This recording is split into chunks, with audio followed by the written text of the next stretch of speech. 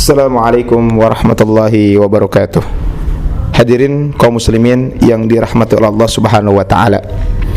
Di antara kasih sayang Allah Subhanahu wa taala kepada manusia adalah Allah Subhanahu wa taala tidak akan pernah menyia-nyiakan amalan manusia, sekecil apapun amalan tersebut.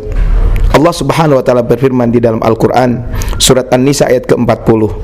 Sesungguhnya Allah tidak menganiaya seorang pun walaupun sebesar zarrah. Dan jika ia adalah kebajikan, niscaya Allah akan melipat gandakannya dan memberikan dari sisinya pahala yang sangat besar. Satu amalan yang dilakukan oleh seorang hamba tidaklah Allah balas dengan satu pahala saja, akan tetapi Allah Subhanahu wa taala akan melipat gandakan pahala amalan tersebut minimal 10 kali lipat, bahkan bisa mencapai 700 kali lipat. Sayyidina Abu Hurairah radhiyallahu anhu pernah berkata, Rasulullah SAW bersabda, kullu amal ibni Adam yudha'aful hasanah asyru amthaliha ila sab'imi'ati di'fin. Setiap amal kebaikan yang dilakukan oleh manusia akan dilipat gandakan dengan 10 kebaikan yang semisal hingga 700 kali lipat. Hadis riwayat Imam Muslim. Selain kaidah dalam memberikan pahala seperti yang dijelaskan di atas, dalam Al-Quran dan hadis-hadis Nabi SAW dijelaskan pula bahwa terdapat beberapa amalan yang pahalanya dilipat gandakan lebih dari 700 kali lipat, atau pahalanya adalah dilipat gandakan tanpa batas. Apa saja amalan tersebut? Yang pertama adalah menjalankan ibadah puasa. Puasa yang dimaksud adalah bisa jadi puasa wajib ataupun puasa sunnah.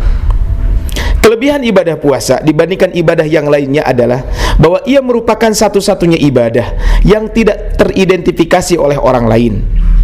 Jika kelompok orang berkumpul di suatu tempat, maka tidak ada satu orang pun yang bisa memastikan siapa di antara mereka yang sedang berpuasa dan siapa yang tidak berpuasa.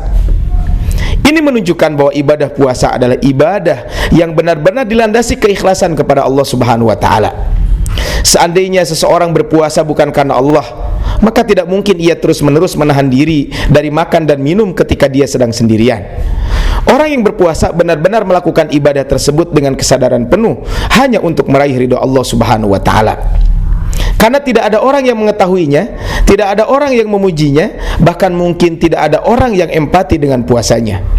Allah Subhanahu wa taala berfirman dalam hadis qudsi, disebabkan dia telah meninggalkan syahwat dan makannya karenaku. Hadis riwayat Imam Bukhari dan Imam Muslim. Karena keistimewaan inilah, maka Allah Subhanahu wa taala memberikan jaminan pahala bagi mereka yang berpuasa langsung dari Allah Subhanahu wa taala. Dalam sebuah hadis qudsi, Allah Subhanahu wa taala berfirman, kullu amal ibni Adam lahu illa shaum. Setiap amal manusia adalah untuknya kecuali berpuasa. Fa innahu li wa ana ajzi bihi. Amalan puasa tersebut adalah untukku dan aku sendiri yang akan membalasnya. Hadis riwayat Imam Bukhari dan Imam Muslim. Kaum muslimin rahimakumullah. Yang kedua adalah sabar. Orang sering keliru memahami makna sabar. Sabar seringkali dipahami sebagai tindakan pasif, menerima apa adanya dan tidak melakukan apapun. Tentu saja pemahaman ini adalah pemahaman yang keliru atau pemahaman yang tidak benar. Sabar setidaknya meliputi 3 hal: sabar secara mental, sabar secara lisan, dan sabar dalam perbuatan. Yang dimaksud dengan sabar secara mental adalah meyakini bahwa segala hal yang terjadi dalam hidup manusia sudah ditakdirkan oleh Allah Subhanahu wa taala. Kemudian ia ridho dan ikhlas menerimanya. Allah berfirman di dalam surat At-Taghabun di ayat ke-11, tidaklah menimpa suatu musibah kecuali dengan izin Allah Subhanahu wa taala. Barang siapa yang beriman kepada Allah, maka Allah akan berikan petunjuk ke dalam hatinya, dan Allah Maha mengetahui atas segala sesuatu. Yang dimaksud dengan sabar secara lisan adalah menghadapi kehidupan tidak dengan keluhan dan umpatan, tetapi menghiasinya dengan memperbanyak menyebut asma Allah Subhanahu wa taala dan membaca kalimah thayyibah. Rasulullah SAW bersabda dalam sebuah hadis, jika seorang hamba sakit, Allah Subhanahu wa taala akan mengirimkan 2 orang malaikat. Kemudian Allah berfirman, lihatlah apa yang dikatakannya kepada orang-orang yang menjenguknya. Jika ketika orang-orang datang menjenguknya, orang yang sakit itu ia memuji Allah, maka kedua malaikat itu menyampaikan kepada Allah padahal Allah lebih mengetahuinya. Maka Allah pun berfirman, menjadi kewajiban bagiku untuk memasukkannya ke dalam surga jika aku mewafatkannya. Dan jika aku menyembuhkannya, maka aku akan menggantikan untuknya daging yang lebih baik dan darah yang lebih baik, dan kemudian aku hapuskan keburukannya. Hadis riwayat Imam Malik, Imam Hakim, Imam Baihaqi, dan Imam At-Tabrani. Dan hadis ini adalah hadis sahih.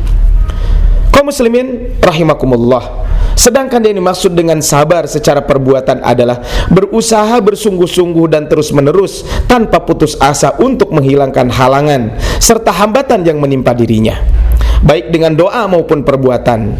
Hal ini bisa kita pahami di antaranya dari hadis Nabi SAW ketika menganjurkan berobat bagi mereka yang terkena musibah sakit. Rasulullah SAW bersabda, Inna Allah Ta'ala anzala da'a wa dawa. Sesungguhnya Allah Subhanahu Wa Ta'ala menurunkan penyakit dan obatnya.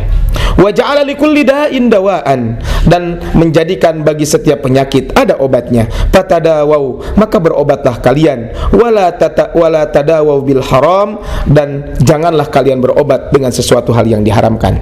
Hadis riwayat Imam Abu Daud. Begitulah seharusnya seorang muslim dalam memahami makna kesabaran. Jika seseorang bersabar, maka Allah Subhanahu wa Ta'ala akan memilihkan, akan memberikan pahala yang terbaik buat dirinya, yaitu pahala yang tanpa batas.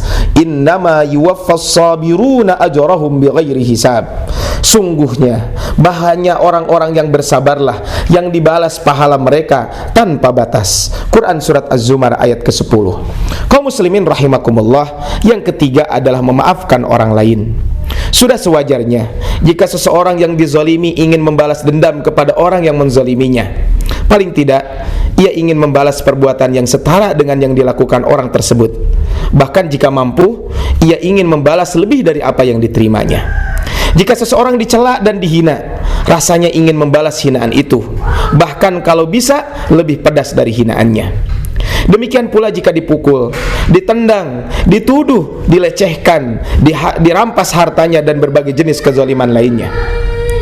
Perasaan ingin membalas kezaliman orang lain terhadap diri kita ternyata tidak seiring dengan arahan dari Allah Subhanahu wa Ta'ala. Allah mengajarkan kepada kita untuk bisa mengendalikan emosi dan bisa memberikan maaf atas kesalahan orang lain kepada diri kita. Allah berfirman dalam Quran surat Ali Imran ayat 134, yaitu orang-orang yang menafkahkan hartanya baik di waktu lapang maupun sempit, dan orang-orang yang menahan amarahnya dan memaafkan kesalahan orang. Allah menyukai orang-orang yang berbuat kebajikan. Betapa berat bagi seseorang untuk bisa mengendalikan diri dan memberikan maaf ketika mendapatkan perlakuan zalim dari orang lain. Sering muncul pertanyaan pada dirinya, mengapa aku harus memaafkan? Bukankah ia sudah berbuat jahat kepadaku? Seharusnya ia mendapatkan balasan yang setimpa dan lainnya.